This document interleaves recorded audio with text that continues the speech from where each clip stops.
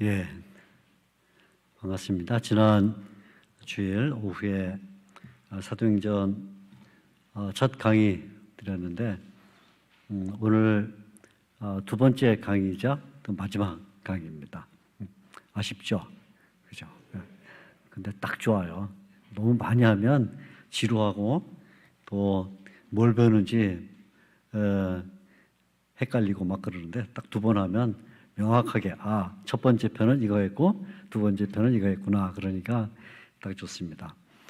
먼저 지난주 공부하면서 제가 도표를 그냥 다른 화면으로 이렇게 띄워드려서 오늘은 아예 여러분 프린트물에다가 도표를 다 놓습니다. 그리고 조금 설명을 드리면서 이야기를 시작하도록 하겠습니다. 지난주가 말씀드린 것처럼 사도행전은 이중 구조를 가지고 있어요. 두 겹. 그래서 아랫부분, 그러면 이 아랫부분에는 땅 부분이죠. 땅 부분. 이 땅 부분이 실제로 사도들이 활동한 영역, 그렇게 말할 수 있는데, 사도들이 한 일은 정리를 하게 되면 한 세 가지를 했다. 이렇게 얘기를 할 수 있죠. 첫째는 복음을 전했다.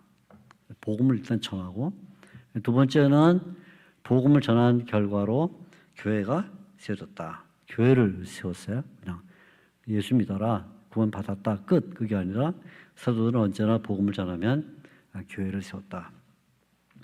교회를 세우면 그 다음에는 어떻게 신앙을 지키는가 하는 신앙 지키기에 대한 가르침을 줬다. 그래서 세 가지가 사도행전의 이제 땅 부분에 아랫부분에 삼각형인데, 복음을 전하기 위해서는 전도하고 선교하고, 그죠? 유대인, 이방인 이렇게 찾아가면서 전략을 갖고 있다는 게 참 중요한 말이에요. 그냥 아무렇게나 정한 게 아니라 전략을 갖고 찾아가서 만나고 그랬다. 교회 세울 때는 사도들로부터 시작해서 동역자들을 세워나가면서 직분자를 세웠고, 그리고는 언제나 집회에 열심을 내는데, 집회는 기도회도 있고 사도회의도 있고 여러 가지, 드로아에서는 밤늦게까지 사경회를 하다가 유두고라는 청년이 떨어져서 사고 나는 그런 일도 있었다. 얼마나 열심히 말씀을 전했는지 그런 일이 벌어졌죠. 그 다음에는 자체적으로 교제가 있었다. 그래서 하나님의 말씀을 배우는 것을 필두로 해서 성도들이 떡을 떼기도 하고 이런 물질 공유, 이런 교제가 있었고, 그 다음에는 또 그냥 교회 안에 자기네끼리만 잘 모여서 한 게 아니라 밖에 있는 이 불신자들, 넌크리스천 세계에도 봉사를 했다. 그래서 대표적인 인물이 다비다, 도르가라는 여성이 손재주가 좋아서 바느질, 그래서 옷을 만들어서 해주는 그런 일도 했다. 이런 얘기를 했죠. 그래서 교회가 섰다. 근데 왜 교회가 선다면 이제 신앙을 지키는데, 왜 신앙을 지켜야 됐냐면 두 가지 때문이었다. 하나는 박해, 핍박이 왔죠. 근데 핍박이 왔는데 주로 유대인과 이방인, 이제 이방인 가운데는 로마인도 있고 야만인도 있고 하겠지만 아무튼 이방인, 그렇죠? 때때로는 개인이 핍박을 하기도 하고 어떤 때는 집단이 핍박을 하게 됐다. 첫 번째 문제. 두 번째는 이단이 교회에 생겨났다. 그래서 이단. 그래서 첫째 이단은 구원론. 보고 예수를 믿어야만 구원받냐? 너무 심심하지 않냐? 또 뭔가 좀 열심히 봉사도 하고 또 율법도 지키고 행위도 있고 그래야 구원받았다 그럴 때 이렇게 좀 폼도 재지. 나 예수 믿어, 구원받았어. 그러면 그게 너무 심심하지 않냐? 그래서 이제 구원론 이단이 나와서 율법을 지켜라. 특별히 그 가운데 할례를 받아라. 이런 그 구원론 이단이 생겼는데, 사도회에서, 지금 얘기한 사도회에서 구원은 오직 주 예수 그리스도의 은혜로만 구원받는다. 사도행전 15장에 딱 못을 박았죠. 이렇게 구원론 이단. 두 번째는 교회론 이단이 생겼다. 교회 안에 늑대, 사도행전 20장에 보면 늑대가 들어와서 자기를 추종하게 하는, 그래서 교회를 자꾸 갈라놓고 분파, 분당, 파벌 여러 가지 이런 일로 교회를 망가뜨리는 이단이 들어와서 그들을 지키기 위해서는 결국 신앙 지키기가 중요했다. 자, 이렇게 우리가 삼각형으로 보면 이해가 되셨죠? 이게 지난주 얘기한 거예요. 삼각형, 땅의 부분에 삼각형이 있다. 그죠? 복음 전하기, 교회 세우기, 신앙 지키기.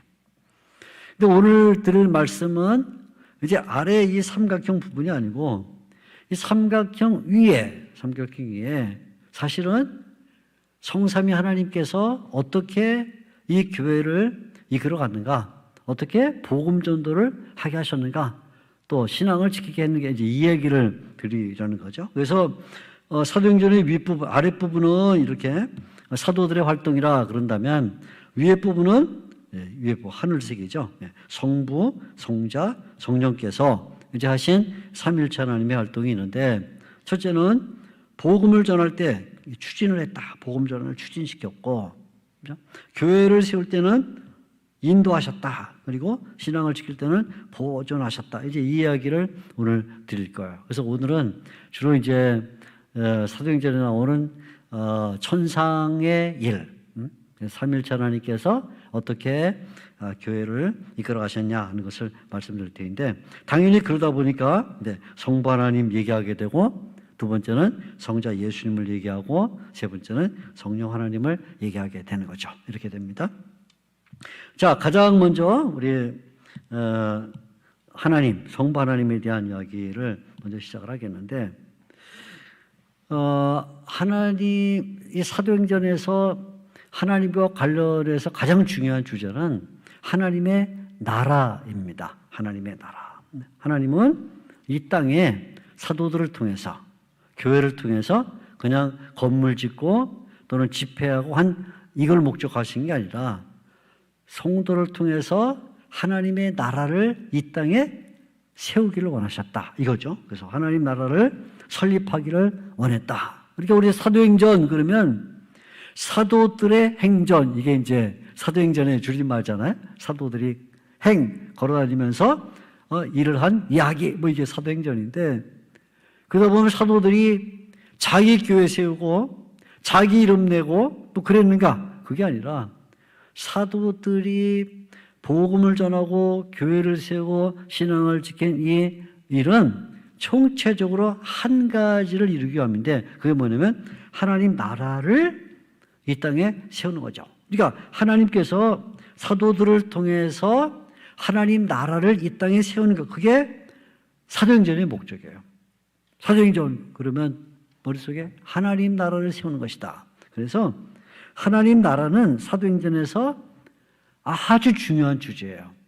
1장 3절을 보면, 제가 이거 쓰는 게 시간이 많이 들어서 아예 써갖고 왔어요. 공부를 좀 해갖고 왔어요. 제가 프린트 다 해놓고는 저도 공부를 좀 해서 시간을 세이브하려고 하는데, 1장 3절을 보면 예수님이 부활하신 다음 승천하시기 전에 제자들과 40일 동안 땅에 계시면서 뭐 했냐면 1장 3절에 하나님 나라를 가르쳤다. 하나님 나라를 40일 동안 부활하시기 전, 고난 받으시기 전에도 예수님께서 하나님 나라를 많이 말했죠. 비유로도 말하고, 뭐 어떤 때는 하나님 나라가 가까이 왔다 이렇게 선포도 하시고 했는데, 1장 3절에, 사도행전 1장 3절에 보면 부활하신 다음에 또 뭘 가르치셨냐면 하나님 나라를 가르쳤다는 거예요. 1장 3절. 그러니까 사도행전의 첫 부분이죠. 1장 3절은. 근데 사도행전 맨 마지막이 사도행전 28장 31절인데, 28장 31절에 보면 바울이 로마에서 한 일이 뭐냐면 예수님을 가르치는 것과 하나님 나라를 가르치는 거였다. 이렇게 말하고 있어요. 그러니까 사도행전이 1장부터 28장까지 여기 처음에도 하나님 나라, 이렇게 마지막에도 하나님 나라. 그래서 결국은 사도행전은 전부 다가 뭘 말하냐? 하나님 나라는 일을 말하는 게 전부다. 그러니까 1장 3절 처음, 그죠? 28장 31절 마지막. 그래서 하나님 나라를 말하는 게 사도행전의 총 주제다. 이렇게 볼 수 있죠. 하나님은 하나님 나라를 이 땅에 세우시기를 원했다. 그러다 보니까 전도자들이 전도할 때 여러 가지를 전했죠.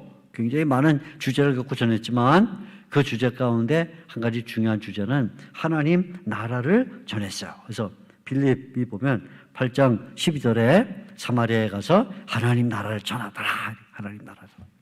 바울도 하나님 나라를 정했어요. 뭐 14장 22절 등등 보게 되면 하나님 나라를 전하더라. 그러니까 전도자들이 나가서 복음을 전할 때 그냥 단순히 예수의 이름을 믿고 구원받아라 이렇게 끝나는 게 아니라 그 일이 총체적으로 뭘 목적하냐면 하나님 나라를 세우는 것이다. 그렇죠. 하나님 나라, 그게 무슨 뜻인가? 하나님 나라라는 말은 하나님의 왕국이란 말이에요. 하나님의 왕국, 이 나라라는 말은 왕국이란 말인데 왕국이란 말은 왕이 있다 그 말이죠. 그래서 하나님 나라를 하나님이 세우셔서 하나님이 백성을 통치하는 왕으로 등극하시길 원하고 이 땅에 하나님이 왕으로 왕국이니까 하나님의 나라니까 하나님이 왕으로 통치하기를 원했어요. 구약시대 때는 이스라엘 백성을 통치하셔서 이스라엘 왕국을 통해 하나님의 나라를 보여줬다면 이제 예수님이 오신 다음에는 이 전 세계를 통치하셔서 하나님의 나라를 보여주려고 했다. 그래서 백성들이 하나님의 통치를 받아서 뭐하냐? 하나님께 찬송을 돌리고 영광을 돌리는 것. 이게 사도행전의 중요한 주제예요. 이렇게 우리 사도행전 읽다 보면 가끔 하나님께 영광을 돌렸더라, 하나님을 높였더라, 또 하나님께 찬송을 드렸더라 이런 얘기가 많이 나오는데 심지어는 어떤 경우에도 찬송을 드리냐면 사도행전 16장 경우 보면 바울과 실라가 빌립보에서 오해를 받아서 흠씬 두들겨 맞죠.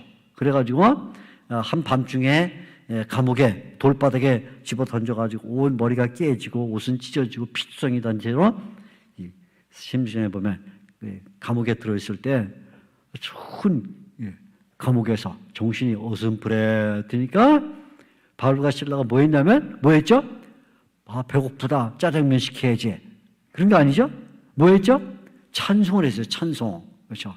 아마 저 같았더라면 그렇게 얻어맞고 그리고 감옥에서 눈 떠보니까 쇠창살 안에 들어있으면 제가 내가 뭘 잘못했기 때문에 나를 가뒀냐고 간수 나와라 그래갖고 막 뭐 할 텐데 바울과 실라는 배고프다는 소리도 안 하고 춥다는 소리도 안 하고 억울하다는 말도 안 하고 뭐였냐면 정신이 들자마자 뭐 했어요? 하나님을 찬송하더라. 그러니까 왜? 하나님이 왕이시기 때문에 이 왕의 통치를 받는 백성들은 핍박을 받건 예배 장소건 감옥에 들어있건 어디든지 간에 하나님을 찬송하는 일을 했다. 그래서 하나님의 백성은 이러한 통치를 받는 표현으로 가장 중요한 게 뭐냐면 하나님의 말씀을 듣는 거죠. 말씀을 듣는 거. 그러니까 하나님의 말씀을 듣지 않으면 그건 하나님의 백성이 아니에요. 그죠? 왕의 말을 듣지 않으면 왕의 백성이 아닌 것처럼 하나님의 말씀을 듣지 않으면 하나님의 백성이 아니에요. 그러니까 사도행전의 신자들은 하나님 말씀 듣는 일에 정말 온 힘을 기울이죠. 온 힘을 기울여요. 모여서 듣고 뭐 개인적으로 듣고 사람을 불렀다가 듣고 고넬료 불렀다가 듣고 하면서 하나님의 말씀을 듣고 말씀을 들으면 그 말씀에 순종하죠. 우리는 사람의 말을 듣는 것보다 하나님의 말 듣는 것이 더 중요하다 이러면서 말해요. 하나님의 말씀을 듣죠. 이게 바로 사도행전에서 하나님이 하신 일이에요. 이 천상에서 하나님이 뭘 하셨냐? 성부 하나님께서 하신 일은 첫째는 하나님 나라를 이 땅에 세워나가시는데 하나님 나라를 세우기 위해서 두 가지 방법을 사용하셨어요. 하나가 뭐냐면 예수님을 이 땅에 보내신 것과 또 하나는 성령님을 보내신 것이다. 그래서 예수님을 보내신 일을 하신 거죠. 예수님을 보내셨는데 이것은 사도행전 앞의 내용이죠. 뭐죠? 누가복음. 예수님께서 이 땅에 오셨는데 하나님은 자기 백성을 세우기 위해서 예수님을 먼저 구주로 세우셨다. 역사에 보내시죠. 그래서 어린아이로 태어나시고 이제 곧 우리 성탄절 맞이하는데 태어나시고 그 다음에 활동을 시작했을 때 30살 되셨을 때 성령과 능력으로 기름 부으셔서 이렇게 당당하게 나가게 하시고 그 다음에 마지막에는 고난을 당하게 하시고 그 다음에 부활과 승천의 영광을 맛보게 하시고 그죠? 그 다음에 나중에는 예수님을 다시 보내셔서 산자와 죽은 자의 재판장으로 삼으신다. 이 일을 통해 뭘 하냐면 뭐예요? 하나님의 백성을 세웠다 그 말이에요. 하나님께서 사도행전의 전 이야기지만 하나님의 백성을 세우기 위해서 반드시 보내야 될 분이 누구냐면 하나님의 아들 예수님을 보내셨다. 첫째. 그 다음에는 두 번째로 성령님을 보내셨어요. 성령님. 그러니까 이 예수님을 보낸 것이 복음서의 이야기라 이렇게 말하면 복음서, 특별히 누가복음이죠. 누가복음의 이야기라면 성령님을 보내신 것은 이게 바로 사도행전이에요. 이게 사도행전 되는 거죠. 그래서 우리는 오늘 특별히 사도행전에 성령님 보낸 이야기를 많이 할 수밖에 없는 것이죠. 그래서 하나님의 백성이 하나님의 나라에 속하려면 그냥 뭐 내가 돈 주고 뭐 사거나 천국 시민권을 아니면 열심히 일해가지고 봉사를 많이 해서 천국 시민권을 사거나 그런 게 아니죠. 그렇게 오해한 사람들도 있어요. 사도행전 8장에 보면 마술사 한 사람이 뭐 하냐면 빌립이 복음을 전해서 사람들이 성령 받는 걸 보고는 뭐 하냐면 금은 보화를 가져가서 돈 주면서 빌립씨 저한테도 성령을 파세요 그랬어요. 그래갖고 성령 받는 게 아니죠. 그죠? 성령을 받는 것은 무슨 자격증을 획득하거나 아니면 금전을 치르거나 그런 게 아니라 성령님을 받으려면 그것은 특별한 하나님의 은혜가 있어야 되는데 뭐예요? 하나님의 약속을 얻어야 되는 거죠. 하나님의 약속. 그래서 예수님께서 지난 시간 말씀드린 거예요. 누가복음 24장 49절에 보면 제자들에게 말씀하셨죠. 이 성을 떠나지 말고 머물러서 하나님의 약속하신 것을 기다리라. 그리고 그 내용이 그대로 1장 4절, 사도행전 1장 4절에 예루살렘을 떠나지 말고 하나님의 약속한 것을 기다려라. 그런데 그 약속이 언제 이루어지냐면 2장 33절에 이루어지죠. 2장 33절 한번 읽어봐야 돼요. 중요한 구절이니까 여러분도 한번 찾아보세요. 2장 33절. 혹시 화면 띄워줄 수 있으면 한번 띄워주세요. 2장 33절 이렇게 말합니다. 하나님이 오른손으로 예수를 높이시매 그가 약속하신 성령을 누가복음 24장 49절 또 사도행전 1장 4절에 그에게 그가 약속하신 성령을 아버지께 받아서 너희가 보고 듣는 이것을 부어 주셨느니라. 여기 보면 삼일체 하나님이 나오죠. 2장 33절에 삼일체 하나님 처음에 뭐라고 말해요? 하나님이 그다음에 좀 나가면 아버지께 이게 하나님 아버지예요. 성부 하나님. 예수님을 높이심에 승천했단 말이죠. 승천 예수님 하나님의 아들. 그 예수님이 아버지께로부터 성령을 받아서 너에게 줬다. 성령. 그래서 성부 하나님, 그죠? 그다음에 성자 예수님 그리고 부으시는 성령님. 사도행전 2장 33절에 사도행전에 삼위일체 하나님 그 구조가 나오면서 성령님을 보내신 것은 하나님의 약속이 실현된 것이다. 그래요. 그래서 하나님이 성령을 주시는데 성령을 주셔요. 성령을 주시는데 성령을 누구에게 주시느냐? 그게 이제 이 사도행전에 나와요. 조금 내려가면 2장 39절에 이렇게 말해요. 이 약속은 앞에 나온 그 약속이죠. 이 약속은 너희와 너희 자녀. 첫째는 자녀들에게 너희뿐만 아니라 너희 자녀들에게 그러니까 성령님을 시간과 관련해서 보게 되면 자손 대대로 성령님을 주시겠다. 이 말이죠. 시간과 관련해서 자손 대대로 성령을 주시겠다. 그 다음에 계속 말해요. 39절 자녀와 모든 먼데 사람. 먼데 사람 뭐냐면 이건 공간이에요. 공간. 먼데. 그러니까 예루살렘에 있는 사람 사마리아에 있는 사람 이렇게 가까이 있는 사람뿐만 아니라 심지어 먼데 있는 사람 어디까지 먼데? 한국, 일본, 그죠? 이게 극동이니까 까지 있는 이 먼데 있는 사람까지 다 성령의 약속을 주시겠다. 그러니까 시간적으로 말하면 자손 대대로 성령을 주시겠고 공간적으로 말하면 먼데 있는 모든 사람 저 중국을 넘어 바다 끝에 있는 한국과 일본까지 다 성령의 약속을 주겠다. 그리고는 얼마만큼 많은 사람에게 주냐는 그 수량을 말하는데 이렇게 말해요. 하나님이 부르시는 얼마든지 부르시는 자들에게 얼마든지 하나님이 부르시는데 째째하게 10명만 선착순을 판다. 그런 거 없어요. 하나님은. 이 하나님의 나라를 받는데 세상에서 IQ 뛰어난 사람 100사람에게만 준다. 이런 거 없어요. 하나님이 그 부르시는 수량이 인구의 양이 얼마든지 부른다. 얼마든지 사람 대대로 공간 가까운 데 먼 데 있는 모든 사람을 다 포함한 얼마든지 부르시고 그 다음에 부르실 때는 조건을 따지지 않는다. 조건 외모와 상관없이 이게 이제 10장 44절 35절에 나오는 말씀인데 이게 누구와 관련되냐면 고넬료와 관련된 사건이에요. 그래서 베드로가 이 고넬료의 집에 가서 하나님의 말씀을 전했더니 성령님이 내려오셨잖아요. 근데 베드로가 그때 깨달았어요. 야, 성령님이 유대인이나 아니면 히브리 말을 하거나 구약 성경을 잘 알고 있는 이런 사람들에게만 이런 조건, 히브리어를 알고 구약 성경을 알고 유대인이라는 이런 조건의 사람들에게만 올 줄 알았더니 여기 이 로마 사람, 로마 군인, 이 고넬료에게 되었구나. 그러면서 뭐라고 말하냐면 하나님께서 각 나라 사람 중 하나님을 경외하는 자들에게는 외모로 취하심이 없이, 그래, 외모로 취하심. 그 말은 얼굴 생김새를 말하는 게 아니고요. 조건.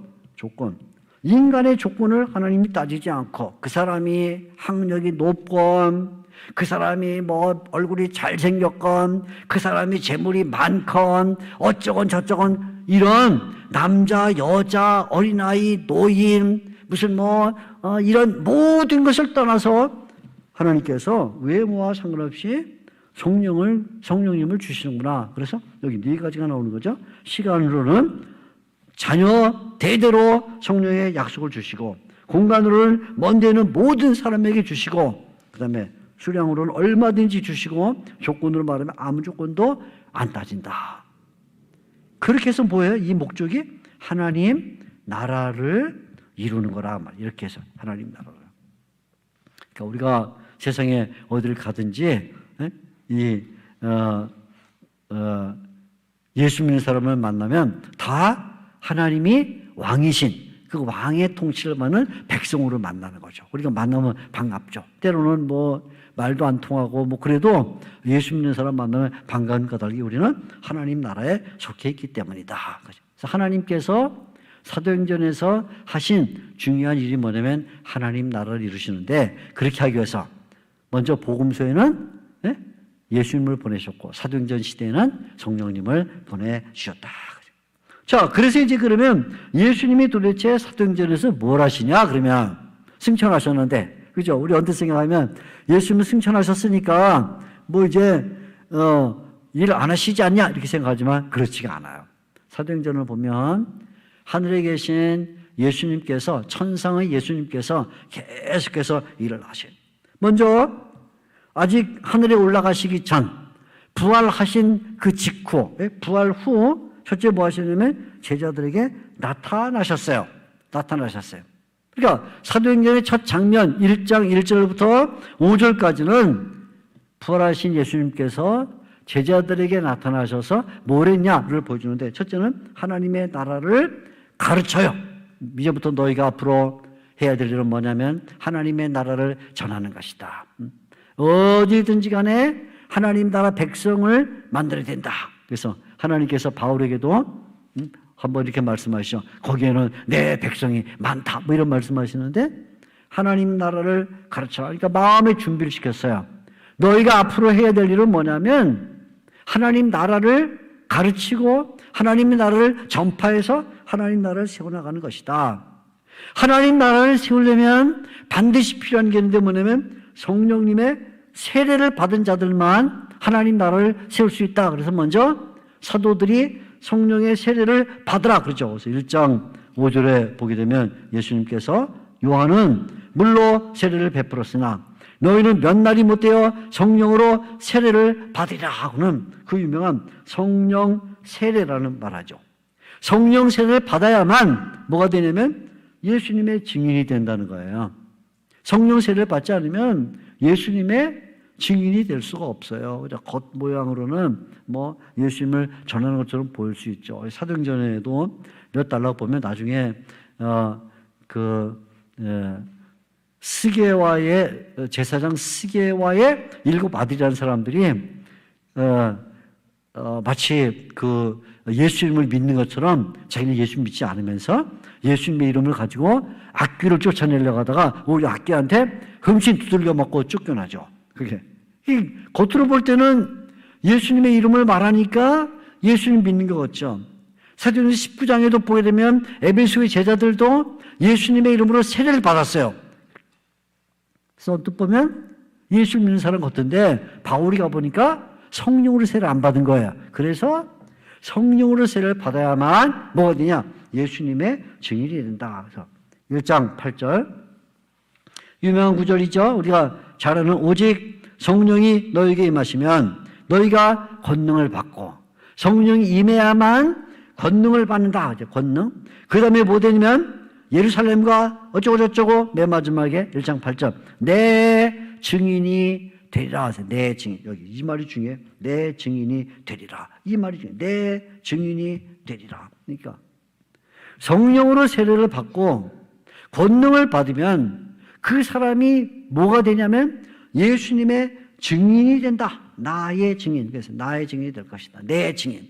그러니까 전도자들이 이 사도행전에서 앞으로 복음을 전할 때 자기를 전하는 게 아니에요. 나 바울을 전하지 않아요. 베드로를 전하지 않아요. 또 자기를 보낸 단체, 예루살렘 교회, 안디옥 교회 그걸 전하는 것도 아니에요. 아니면 자기와 관련되는 기관 그거를 전하는 것도 아니에요. 심지어는 교단을 전하는 것도 아니라 다 아니에요. 뭐 누구의 증인이 되냐면 나의 증인이 되리라. 그러니까 예수님께서 부활 후에 사도들에게 나타나셔서 앞으로 사도들이 해야 될 중요한 내용을 요점적으로 말했는데 첫째는 뭐냐? 하나님 나라를 가르쳐야 된다. 두 번째는 그러려면 성령의 세례를 받아야 된다. 그래야만 너희가 예수님의 증인이 된다고 세 가지를 이 사도행전에 부활하신 예수님이 먼저 말씀을 해주죠. 그러고는 예수님이 승천을 하셨어요. 승천하십니다. 그럼 승천 후에는 뭘 하시느냐? 승천 후에 하신 일이 가장 중요한 일이 첫째 성령님을 부어주시는 일이죠. 아까 우리 2장 33절 본 것처럼 아버지께 성령을 받아서 너희 보고 듣는 이것을 부어줬다고는 성령을 부어주시는 일이었다. 성령을 부어주기 위해서 예수님이 승천하셔서 먼저 뭐라 하냐면 성부께 성령님을 받습니다. 그래서 예수님이 이 성령님을 부어주겠다는 약속의 성취자가 돼요.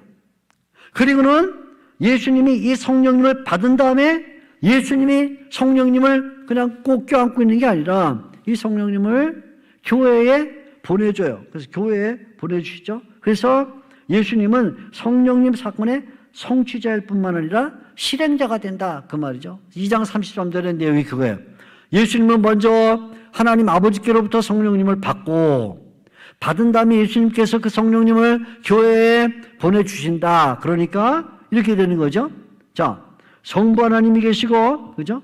성령 하나님이 있는데, 요 사이에 이 성령 하나님을 교회에 보내는 일에 누가 들어있냐면 예수님, 성자 예수님이 들어있어서 결국 예수님은 성부로부터 성령을 받고 그 받으신 성령을 교회에 보내주시는 뭐가 되냐면 매개자가 되는 거예요. 중개자. 그죠? 중개자가 된 거죠? 중개자. 그러니까 예수님이 안 계시면 성령님을 중개해 줄 사람이 없는 거예요. 그러니까 예수님이 2장 33절에 중개자로 하나님에게서 교회로 성령님을 보내주시는 일을 했다. 이게 천상사역의 예수님의 천상사역의 가장 중요해요. 지금도 우리에게 성령님을 보내주시는 중개자가 누구냐면 성령님, 예수님이죠. 그래서 예수님이 어떻게 해서 이렇게 중개자 역할이 가능하냐? 그 이유는 예수님이 중개자 역할이 가능한 까닭은 세 가지 때문인데 첫째는 예수님이 하나님의 아들이시기 때문이에요. 예수님 하나님의 아들이 아니시면 성령님을 중개해 줄 수가 없죠. 둘째는 예수님 자신이 성령으로 기름을 부음받았기 때문이에요. 그래서 이게 다 지금 사도행전에 나오는 이야기입니다. 여러분 그 노트에 구절들 다 드렸으니까 보세요. 성령님으로 먼저 기름 부음을 받았어요. 그다음에 세 번째는 왜 예수님이 교회에 성령을 부으시냐면 예수님이 교회의 주인이시기 때문이에요. 주인이 아니시면 부어줄 일이 없죠. 그러니까 성령님을 부어주시는 중개자가 된다는 세 가지 이유가 있다. 첫째, 예수님이 하나님의 아들이기 때문이다. 둘째, 성령님으로 예수님 자신이 기름 부음을 받았기 때문이다. 세 번째는 예수님이 교회의 주인이시기 때문이다. 그래서 가장 먼저 천상에 예수님 하시는 일은 성령님을 부어주시는 것이다. 두 번째는 예수님이 성령님을 부으실 뿐만 아니라 때로는 예수님이 직접 역사에 나타나시게 됐어요. 사도행전을 보면 그냥 천상에 하나님 보좌 우편에 가만 앉아 계시지만 않고 때로는 예수님이 직접 역사에 나타나셨는데 그걸 우리가 현현이다 이렇게 말해요. 역사에 등장하셨다 그 말이죠. 그래서 먼저 구원받는 사람을 날마다 더하게 하셔요. 예수님께서 구원받는 사람을 날마다 더하게 하시고 어떤 때는 천상의 모습을 직접 보여주시기도 했어요. 천상의 모습. 그게 대표적으로 뭐냐면 스데반이 순교할 때 마지막 장면 보면 스데반이 이스라엘 백성들, 유대인들 성령을 거스려 사는 목이 곧은 백성이라 그러면서 막 야단치고 난 다음에 돌에 맞을 때 스데반이 눈을 들어보니까 예수님이 하나님 보좌 우편에 어떻게 했죠? 서 있었어요. 앉아있지 않고. 그래서 왜 예수님이 서 있는가? 그건 이제 굉장히 신학적으로 복잡하고 어려운 얘기이기 때문에 그건 얘기 안 드릴 거예요, 오늘은. 그것까지 얘기 들으면 머리가 너무 복잡해져요. 그러니까 예수님이 아무튼 천상의 모습을 보여주셨어. 서 있는 모습을. 뭐, 그 중에 하나가 뭐냐면 순교하는 스데반을 응원해 주신 거죠. 스데반아, 돌에 맞더라도 신앙을 지켜라. 응원하시기 위해서 서 있었을 가능성이 높은데 천상의 모습을 보여주셨다. 그 예수님은 천상의 모습을 보여줄 뿐만 아니라 때때는 역사에 직접 나타나셨는데 바울에게 나타나셨죠. 그래서 바울이 살기가 등등해가지고 예수 믿는 사람 잡아 죽이기 위해서 다메섹으로 제사장들이 공문까지 가지고 막 갈 때 다메섹 가는 길 그 앞에서 예수님이 뭐라 그래요? 사울에게 나타나셔서 사울아 어찌하여 내가 나를 비판하느냐 하는 음성과 빛으로 직접 나타나셨어요. 그리고는 다메섹에 있는 아나니에게 또 나타나셨죠. 그래서 아나니아에게 아나니아야 이제 조금 있으면 사울이라는 녀석이 이 다메섹에 들어올 텐데 너 만나라. 아나니아가 주님 이 사울은 제가 듣지 아니 악독하기로 그지 말할 수 없는 인물인데 다메섹에 있는 예수 믿는 사람들을 잡아 죽이려고 왔답니다. 어떻게 사람을 만납니까? 그럴 때 이 사울은 이방인에게 나의 복음을 전하는 그릇이다. 만나라. 그래서 아나니에게 나타나시죠. 그죠? 이렇게.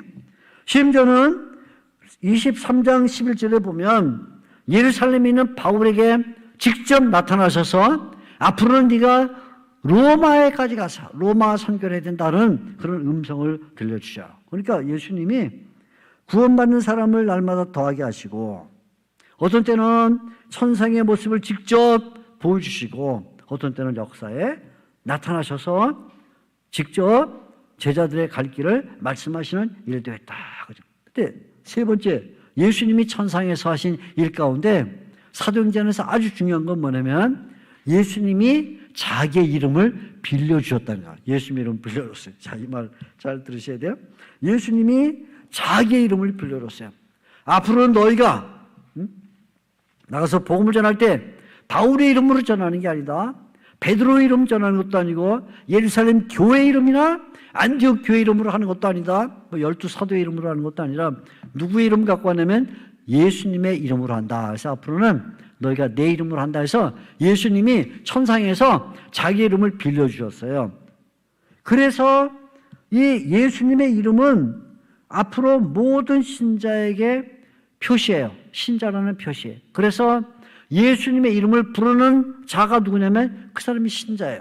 신자가 뭡니까? 신자는 예수님의 이름을 부른 사람입니다. 그래서 다메섹에 보면 다메섹 신자들이 예수님의 이름을 부르는 자들이다. 그렇게 말해요. 우리도 마찬가지죠.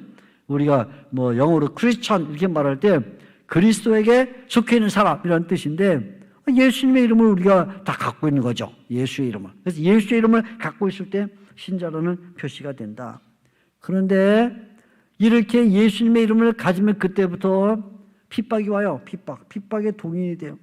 예수님의 이름을 갖지 않고 제가 복음을 전할 때 제 이름으로 전하면 그리 핍박 받을 일이 없어요. 그런데 예수의 이름으로 전하니까 핍박을 받아요. 그래서 매를 맞고 결박을 당하고 죽음까지 가고 그러죠.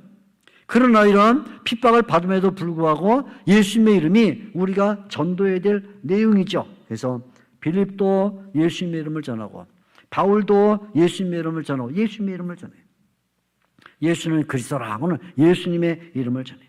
왜냐하면 예수님의 이름만이 그 이름을 부르는 자에게 구원을 주기 때문에요. 그래서 2장 21절에 유명한 말씀이죠. 누구든지 주의 이름을 부른 자는 구원을 얻으리라. 주의 이름을 부른 자는 구원을 얻으리라. 또 4장 12절에 맞죠? 다른 사람으로는 구원을 받을 수 없나니 천하 사람들 가운데 구원을 받을 만한 다른 이름을 우리에게 주신 적이 없다. 예수 이름 외에는 구원을 받을 만한 이름을 준 적이 없다. 그러니까 예수의 이름이 구원의 길을 주시는데 어떤 길을 열어주냐면 첫째는 세례를 받게 하고 사죄를 얻게 해요. 2장 38절 유명한 말씀인데 예수의 이름으로 세례를 주고 죄 사함을 받게 해요. 예수의 이름이 와야 세례도 있고 죄 사함 받다. 그리고 예수의 이름이 표적도 일으키고 기사도 일으키면서 심지어 악귀도 쫓아내고 더 나아가서는 병든 자의 병을 고쳐주는 일도 한다. 치유원이. 그래서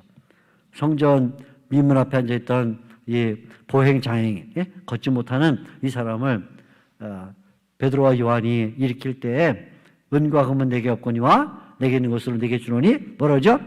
곧 나사렛 예수의 이름으로. 그죠? 나사렛 예수의 이름으로 일어나 걸어라. 그러니까 나사렛 예수 이름으로 걸어라 일었어요. 그러니까 주위의 사람들이 와 베드로가 말하니까 막 사람이 일어나고 베드로 요한이 지나가니까 걷지 못하는 사람이 이 장애인이 막 일어나고 그러니까 와 베드로 요한 그럴 때 베드로가 유명한 말이죠. 왜 우리가 이 사람을 고친 것처럼 우리를 쳐다보느냐. 이 사람을 낫게 한 것은 예수의 이름이라 그랬어요. 예수의 이름이 치유의 원인이 된다. 그러니까 성령님을 보내신 예수님, 첫째는 중요한 것이 성령님을 보내시고 두 번째는 예수님이 직접 현현하시고 세 번째는 현현하시지 않을 때는 예수님의 이름을 빌려주셔서 결국은 이 이름이 역사에 능력을 발휘하게 하셨다. 그런 말.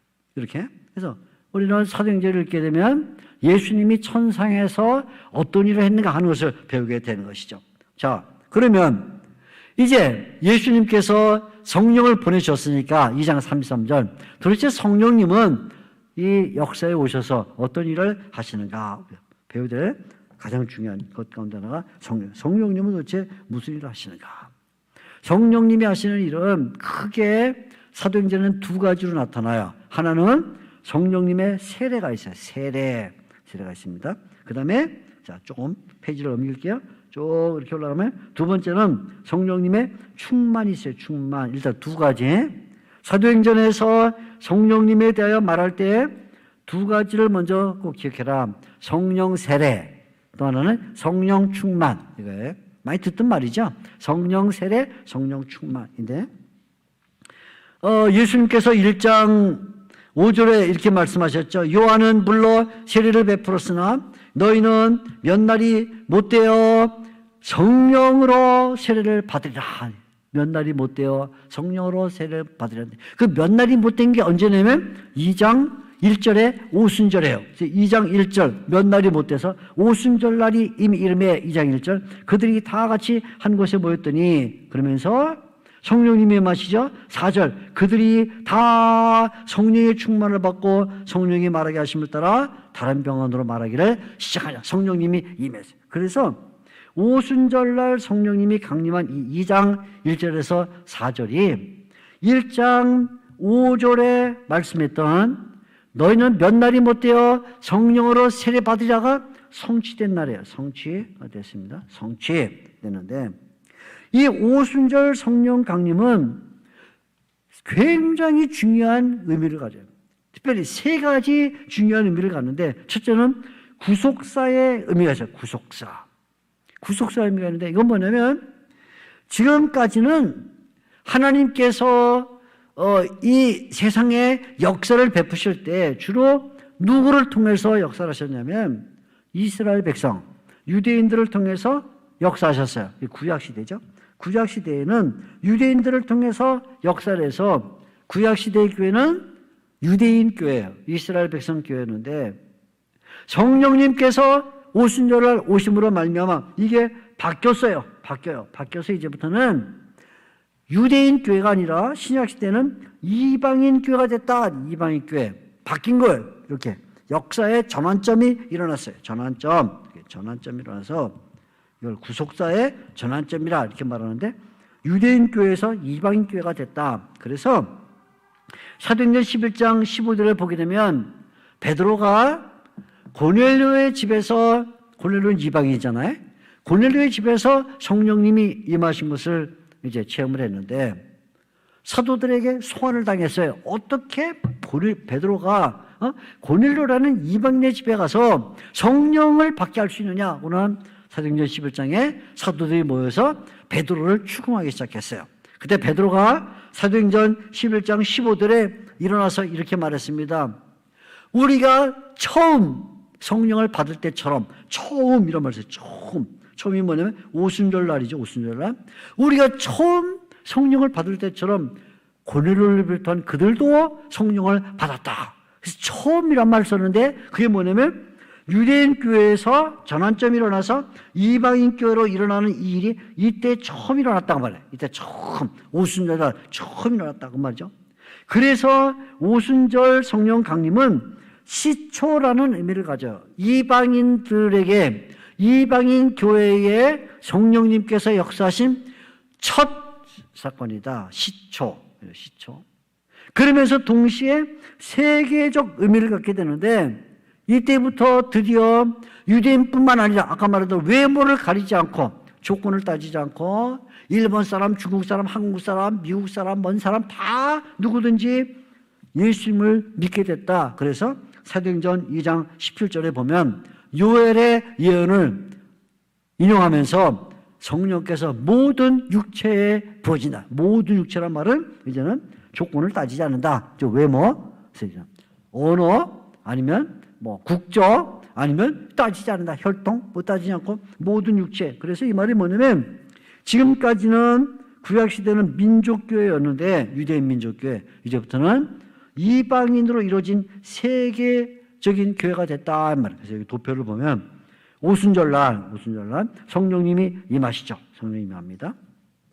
성령님이 임한 게 뭐냐면 시초예요. 시초 사건이에요. 무슨 시초? 여태까지는 구약교회였다. 구약교회. 그죠? 구약교회로 유대인이라는 민족들로 이루어진 유대인교회였는데, 이게 시초예요. 시초. 그래서 이제부터는 신약교회가 생기면서 이방인들이 모이는 세계교회가 됐다. 그래서 이게 시초예요. 그래서 시초를 말하기 위해서 예수님이 성령으로 세례를 받았다. 이게 세례. 그래서 세례란 말은 오늘도 우리가 세례 받잖아요. 그죠? 세례를 받으면, 세례는 두 번 받는 게 아니거든요.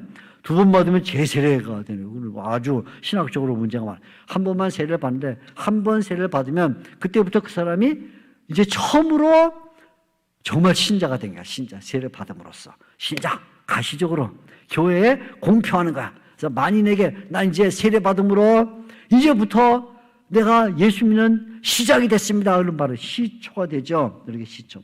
그 다음에는 그렇게 세례를 받고 나면 말씀을 듣고 기도 생활을 하고 교회에 나오고 찬송을 부르고 하면서 그 신앙이 지속이 돼요. 지속이 쭉 되는데, 나중에 이것을 예수님은 뭐라고 말하면 이게 바로 성령 충만이다. 여기 앞에 시초에 한 번 온 이 세례, 이거 성령 세례인데, 이거는 구약교회에서 신약교회로, 민족교회에서 세계교회로 넘어가는 단회적 사건이다. 단회적 사건이로 앞으로는 이제는 다시 성령 세례를 받을 필요가 없이 앞으로는 성령 충만을 받으면 된다. 성령 충만은 지속되는 사건이다 이렇게 말하는 거죠. 성령 세례는 단회적 사건, 시초. 성령 충만은 반복적 사건, 그거는 지속 이렇게 되는 거예요. 그래서 예수님이 먼저 성령님에 대하여 1장 5절에 말씀하실 때 몇 날이 못 되어 성령으로 세례를 받으라 이렇게 말씀하신 거죠. 그래서 이때부터 성령님의 역사가 시작됐다. 그러니까 사도행전 교회는 처음에 뭐냐면 이렇게 성령님의 세례가 왔다. 그래서 구속사적 의미를 갖는데 구속사적 의미에 더해서 하나 중요한 게 더 있어요. 그게 뭐냐면 오순절 성령 세례는 교회의 사건이자 동시에 개인의 사건이에요. 개인의 사건. 그래서 이 2장 3절을 읽어보게 되면 그때 나타난 현상이 두 가지인데 하나는 소리가 들리고 하나는 불길 같은 것이 임했는데 그 불길 같은 것이 위에서부터 혀처럼 갈라지면서 사람들에게 보였어요. 근데 그때 잘 보면 2장 3절에 이렇게 말해요. 마치 불의 혀처럼 갈라지는 것들이 그들에게 보여 각 사람 위에 하나씩 임하여 있더니, 제가 좀 또렷하게 발음을 했는데 다시, 그래 불의 혀처럼 확 갈라지는데 그것들이 보여 각 사람 위에 하나씩 임했다. 무슨 얘기냐면 그냥 불 같은 게 숯불 쏟듯이 확 쏟아버린 게 아니고 하나님께서 성령을 세례를 주실 때 한 명 한 명, 여기 모이는 120명에게 한 명 한 명에게 성령이 임했다. 한 명 한 명에게. 무슨 얘기냐면 오순절이 오기 전까지는 예수님이 부활하신 것을 체험한 제자들까지도, 또는 예수님을 만났던 엠마로 가는 제자들, 무슨 마리아, 무슨 여러 여성들까지도 계속 두려움 가운데 빠져 있었어요. 두려움. 야, 어떻게 우리가 예수님이 부활하셔서 승천했으니 앞으로 우리가 어떻게 살아갈까 하고는 밀폐된 방에 딱 갇혀가지고 나가지도 못하고 유대인들을 두려워하고 이런 공포와 두려움 가운데 있었는데, 이 사람들이 어떻게 복음을 전하는 사람들이 됐냐면 성령이 한 사람씩에게 한 사람에게 와서 터치 만져주시고 성령이 한 사람 한 사람에게 임하여서 각 사람이 성령을 받으니까 그때부터 이 각 사람이 다 용기가 생기고 담대해져서 전도자의 일을 하게 됐다. 그래서 2장 3절이 중요해요. 각 사람 위에 하나씩 임하였다는 말은 개인의 성령 체험이 중요하다고 말해요. 그러니까 오순절날 성령님께서 그냥 왕창 오셔갖고 왕창 에라 모르겠다 다 받아라 이게 아니고 한 사람 한 사람에게 개인적으로 개별적으로 임해서 각 사람이 베드로든 안드레든 야고보든 요한이든 누구든 간에 다 한 사람씩 성령님을 체험하게 했다. 이게 중요한 거예요. 개인적 의미가 중요하다. 그래야만 소그룹 12명의 제자든 아니면 전체 120명의 신자들이든 그때부터 의미가 있지. 12명이 아무리 모였어도 각 개인이 성령을 체험하지 않았으면 그 12명 소그룹은 의미가 없는 거예요. 120명이 모여가지고 뜨겁게 기도를 해도 성령을 각 개인이 체험하지 않으면 그 120명은 약하기 짝이 없는 무리밖에 안 돼요. 그런데 두세 사람이 모여도 그 두세 사람이 각각 성령님을 체험한 사람이면 두 사람이 모여도 그것은 능력이 있다. 그죠? 그러니까 사도행전의 이 오순절 사건은 구속사의 전환이라는 중요한 의미뿐만 아니라 앞으로는 너희가 교회를 이루고 복음을 전하고 신앙을 지키기 위해서는 중요한 것은 그룹 이전에, 전체 이전에 개인이 먼저 성령의 체험하는 게 중요하다 해서 오순절 성령이 개인에게 맞다고 말하죠. 개인에게. 그리고는 세 번째, 교회적 의미가 있어요. 오순절 성령 강림은 교회와 관련된 중요한 의미가 있는데 그게 뭐냐면 앞으로는 교회가 구약의 선지자들이 했던 그 선지자 역할을 감당해야 될 것이다. 그래서 교회가 선지자적 공동체가 된다는 거야. 그래서 이제 베드로가 이 오순절 때 나가서 설교하면서 2장 16절 이하에 보면 요엘 선지자를 언급하죠. 근데 요엘 선지자의 예언을 보게 되면 그렇게 말해요. 하나님이 말씀하시기를 2장 17절 말세에 내가 내 영을 모든 육체에 부어주리니 유대인, 헬라인, 로마인, 한국 사람 모든 육체에 부어주리니 근데 이렇게 말해요. 너희 자녀들은 예언하고 젊은이는 환상을 보고 늙은이는 꿈을 꾸리라 그러는데 여기 나오는 이 환상, 예언, 꿈은 이게 뭐냐면 구약시대의 선지자들이 활동하던 활동 방식이었어요. 구약시대 때 선지자들이 환상을 받고 예언을 하고 꿈을 꿨거든요. 이렇게. 그래서 구약 선지자들이 활동하던 방식인데 이제 성령님께서 모든 육체에 부어지면 그때부터는 이방인 교회가 형성되는데 세계 교회가 형성되면 앞으로는 구약의 선지자들이 했던 그 선지자의 역할을 누가 하냐면 교회가 하게 될 것이다 그 말이에요. 그러니까 여기 나오는 이 말은 자녀들 또 청년들 노인들 그러니까 난 청년인데 내가 그러면 환상을 보겠네 그렇게 말하는 게 아니라 이 말은 구약 시대에 선지자들이 했던 그 일을 이제는 성령을 받은 공동체인 전 세계 이방인 공동체가 선지자 쪽 공동체가 되리라 그 말을 해주기 위함이에요. 그래서 구약시대는 소수의 사람들에게만 선지자의 특성을 허용했지만 말세 신약시대 했죠. 신약시대는 모든 신자들이 선지자의 특성을 가지고 이제는 교회가 뭐냐 이퀄 선지자다. 교회가 이제는 선지자 역할을 하게 됐다. 그거를 말해요. 그래서 이 선지자 역할을 하는 교회가 밖에 나가서 유대인들에게 담대히 말하는 거죠. 스데반이 막 담대히 말하죠. 선지자보다 더 강하게 말하죠. 바울이 막 선지자보다 강하게 말해요. 왜냐하면 성령의 공동체가 됐기 때문에 그렇게 말하죠. 그러니까 첫째는 성령님께서 하신 일이 뭐냐? 세례, 오순절 의미는 세 가지다. 구속사적 의미가 있다. 둘째, 개인적 의미가 있다. 세 번째, 교회의 의미가 있다. 이 세 가지 의미가 들어있어요. 이게 사도행전이 성령에 대해서 말해줍니다. 그리고는 성령님께서는 세례로 임하실 뿐만 아니라 두 번째 성령 충만으로 임하시는데 성령 충만은 아까 말한 것처럼 지속 효과를 발휘해요. 지속 효과. 반복적이면 지속적이에요. 그래서 성령 충만은 급작스럽게 와요. 내가 뭐 기도한다고 해서 성령 충만되는 게 아니라 성령께서 뜻하시면 갑자기 와요. 성령께서 갑자기 오십니다. 그 대표적인 예가 사도 바울이죠. 네? 사도 바울이 네? 성령으로 충만하죠. 근데 성령으로 충만할 때 자기가 충만하고 싶어 충만한 게 아니에요. 갑자기 성령님 오셔요. 그리고 성령은 한번 충만하시면 그거로 끝나는 게 아니라 또 다른 일로 또 충만하게 오셔요. 그래서 어떤 특정한 사역을 맡길 때 예를 들어 4장 8절 같은 경우에 보면 이제 베드로가 유대인들 앞에 나가서 복음을 전할 때, 그죠? 바울이 유대인들에게 복음을 전할 때 어떤 특정한 일을 할 때 어떤 때는 특정한 일을 하기 전에 먼저 성령으로 충만해서 힘을 얻고 난 다음에 이렇게 성령님이 임하시는 경우도 있고 어떤 경우에는 특정한 일을 하고 난 다음에 힘이 빠질 수 있으니까 힘이 빠지지 않도록 성령님이 다시 임해서 충만하게 해주는 경우가 있다. 그래서 특정한 사역 전에 임할 때도 있고 어떤 때는 후에 임할 때도 있다. 그럼 어떻든 성령 충만은 한 번 성령 충만 받고 나면 끝이 아니라 그 다음에 또 다른 특정한 일을 할 때는 성령님이 또 오셔서 힘을 주신다. 또 다른 일을 하면 또 주셔요.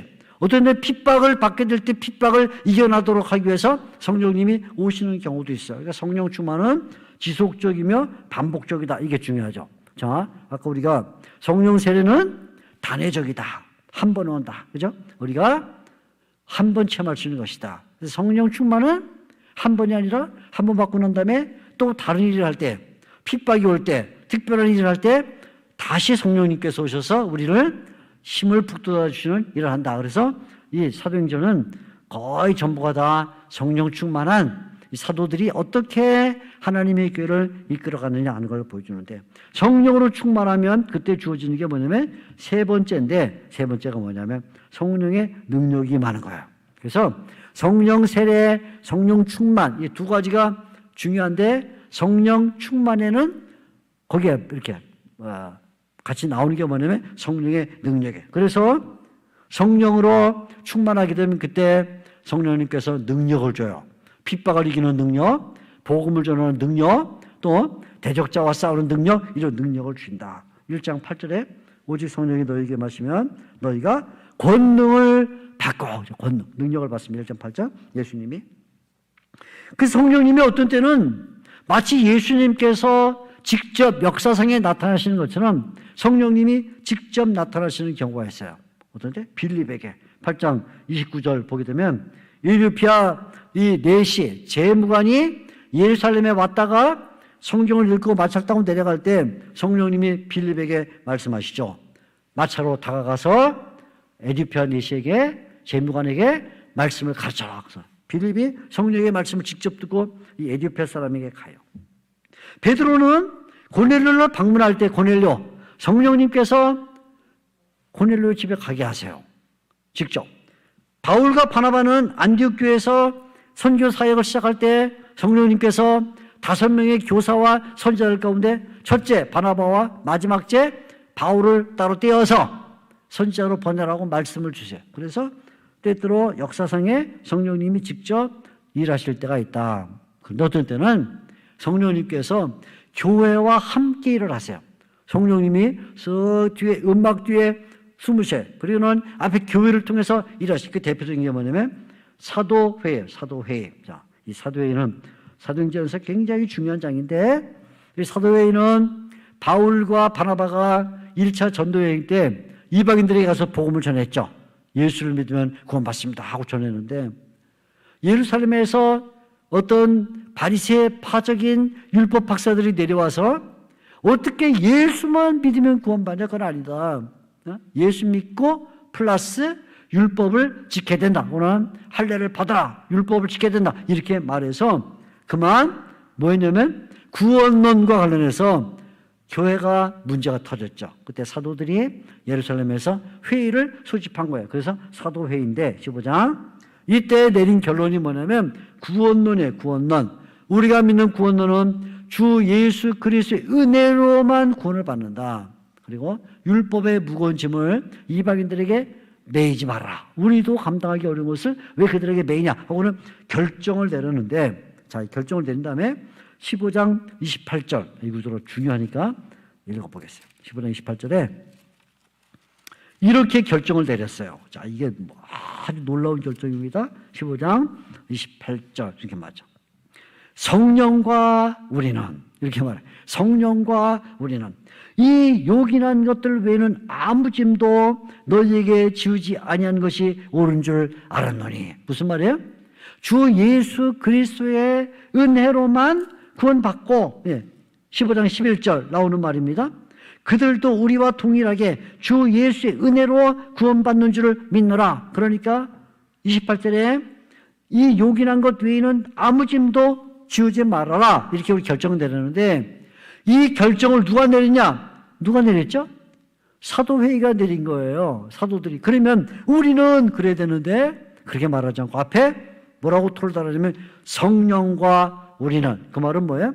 우리가 사도회의로 모여서 이 구원론의 문제를 결정할 때 이렇게 회의하고 있는 것은 우리처럼 보이지만 사실은 저 천상에서 성령님께서 이 회의를 주재하셔서 성령님이 사회자고 성령님이 이 회의 회장이셨다. 그래서 어떻게 하냐면 성령과 우리는 결정했노라 이렇게 말하는 거예요. 그러니까 이 사도행전에서 성령님은 그냥 성령님대로 일하시고 교회는 교회대로 따로 일하는 이렇게 엇박자를 게 아니라 결국 바꿔 말하면 성령님이 교회를 통해서 일하시고, 그죠? 교회는 성령님의 지시를 받아서 일했다. 그래서 성령과 우리라. 그래서 성령님은 교회를 안전하게 지키기 위해서 뭘 하셨냐면 교회의 직분자를 세우겠다. 그래서 사도행전 20장 28절에 에베소 교회에 그 유명한 장로들을 세웠다는 이야기를 우리에게 들려주죠. 자, 이게 이제 우리가 사도행전을 배우는 내용인데 다시 맨 처음으로 들어가면 그림. 자, 이 그림이 참 중요해요. 땅에는 분명히 사도들의 역할이 있습니다. 그러나 우리가 사도행전을 읽을 때 땅에는 역할 이렇게 생각하면 안 되고 이 땅에는 역할을 이뤄가기 위해서 천상에서 성부, 성자, 성령 삼위일체 하나님께서 이뤄가고 있다. 이 이중겹으로 이뤄가고 있다는 것을 우리가 알아야 돼요. 제가 얘기를 마치면서 제가 어렸을 때 주일학교를 다니면서 우리 주일학교 선생님한테 들은 얘기를 하나 짧게 드리고 그리고는 얘기를 마칠 거예요. 초등학교 6학년 때 우리 국민학교를 다녔어요. 국민학교 6학년 때 주일학교 졸업반일 때 우리는 계단공과라는 이 공과책을 갖고 배웠는데 마태복음부터 요한계시록까지 쭉 1년 동안 배워요. 사도행전을 배우는 날이었는데 저희 반, 우리 반 반사, 우리 반 선생님은 당시 공군 대위였어요. 공군 대위. 그래서 언제나 교회 오실 때도 공군 대위 복장 입고 이렇게 말똥이 아니라 뭐죠? 바풀대기 3개 이렇게 달고 구두도 막 반짝거리고 닦고 머리도 이렇게 하고 들어왔어요. 모르겠어요. 미혼이라 혹시나 예쁜 자매를 만날까 해서 왔는지 그건 잘 모르겠는데 아무튼 당당하게 공군 대위가 우리 선생님이셨는데 우리가 그날 배운 내용이 뭐냐면 사도행전 12장이었어요. 사도행전 12장은 헤롯이 야고보를 목베어 죽인 장면이에요. 그러니 그 재미가 붙어가지고 베드로까지 감옥에 가둬놓았어요. 우리 공군대위 이 주일학교 선생님이 우리한테 물었어요. 얘들아, 이제 교회 지도자인 야고보가 칼에 죽었고 교회 지도자인 베드로가 이제 감옥에 들어갔으니까 교회가 어떻게 되겠니? 그래서 우리가 이렇게 대답했어요. 교회가 망했어요. 그랬어요. 교회가 그죠? 지도자가 하나는 목베어 죽고 하나는 감옥에 갇혔으니 망했죠. 그죠? 그래서 우리가 망했어요. 그러니까 선생님이 정색을 하면서 옷을 턱턱턱 그러더니 얘들아, 아니야. 교회는 망하는 법이 없어. 땅에 있는 여기 베드로와 땅에 있는 야고보가 죽었지만 하늘에는 누가 있냐면 하나님이 계셔. 베드로가 죽고 야고보가 죽어도 하나님이 또 다른 일꾼을 세우는 거야. 그러니까 우리는 베드로를 믿는 게 아니고 야고보를 믿는 게 아니라 누굴 믿냐면 우리는 하나님을 믿는 거야. 그러니까 교회는 지도자가 죽어도 절대로 망하지 않는다. 그게 제가 초등학교 때 배운 신학이에요. 사도행전 신학. 우리 선생님들이 성경을 가르칠 때 분명하게 가르치면 알게 뭐예요? 한 3, 40년 뒤에 조병수, 제2 조병수가 나올지. 그죠? 왜? 주일학교 때 배운 그 한마디의 말이 맞아. 땅이 아무리 박해라고 세상이 아무리 어렵고 감염병이 들어와서 예수 믿기 어렵고 집회하기 어렵고 예배드리기 어려운 상황이라서 교회가 망하느냐? 안 망한다. 왜? 그건 땅의 일이고 땅의 일. 우리는 뭘 봐요? 우리는 하늘을 보고 있다. 하늘에 계신 성삼위 하나님께서 하나님의 역사로 예수 그리스도의 능력으로 성령님께서 동참해 주심으로써 교회를 지키는데 교회가 멸망할 일이 없다. 아멘? 아멘이니까 우리가 사도행전을 배우면 반드시 이중구조를 잘 알아서 땅에 있는 것들이 다 망가져도 절대로 하늘은 망가지지 않는다. 이 의미로 우리가 가는 거죠. 앞으로 우리 교사 선생님들이 특별히 이 믿음을 가지고 우리 어린 자녀들에게 잘 가르쳐서 교회의 훌륭한 일꾼들을 만드시고 오늘 말씀 들은 분들 또 지난주 오늘 2번 들으셨는데 여러분들이 마음속에 깊이 새기시고 또 혹시 실시간으로 우리 이 예배 장면을 보고 있는 분들 어디서든지 담대한 믿음을 가지고 이겨나가시기를 바랍니다. 오늘도 귀한 말씀 주신 하나님께 영광과 찬송을 드립니다. 아멘. 기도하겠습니다. 하나님 아버지 감사합니다. 2번에 걸쳐 사도행전 공부를 합니다. 저 시간은 땅에서 사도들이 어떻게 복음을 전하고 교회를 세우고 신앙을 지켰는가 배웠습니다. 오늘 이 시간에는 사도들을 사용하셔서 하늘에 계신 삼위 하나님께서 어떻게 일하시는가 배웠습니다. 주님, 세상이 아무리 흔들리고 요동하고 어지럽고 복잡해도 하늘의 보좌는 움직이지 않는다는 이 분명한 사실 앞에서 우리의 초점을 위의 것에 두고 하늘에 계신 주님을 바라보면서 담대하게 나가게 해 주시옵소서. 교사들을 복 주시고 또 가르치는 우리 학생들에게 복을 주셔서 다음 세대를 이어가는 놀라운 역사가 일어나게 해 주시옵소서. 귀한 시간 주신 주님께 영광과 찬송을 돌립니다. 감사합니다. 살아계신 예수님의 이름으로 기도하옵나이다. 아멘.